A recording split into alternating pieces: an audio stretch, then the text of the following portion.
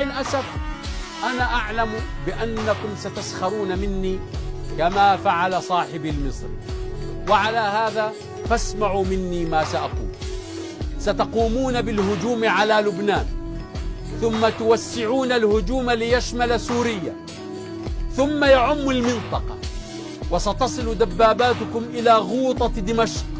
سيكون ذلك وقت الضحى، فلا يأتي آخر ذلك النهار إلا وقد احترقت دولتكم وزالت عن الوجود. وقولي هذا دليله شيء واحد فقط، هو تحققه ووقوعه، والخبر ما سنراه لا ما نسمع.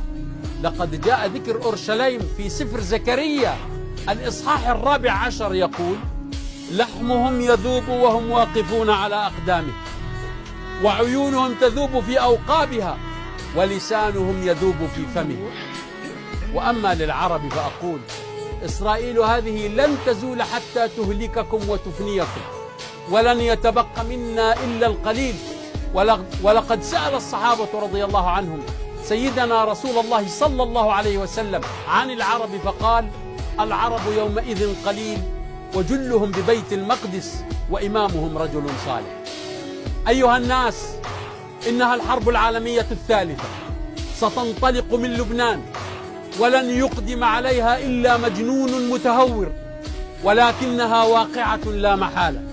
وإن الله إذا أراد أمرا أخذ من أصحاب العقول عقولهم حتى يتم أمره.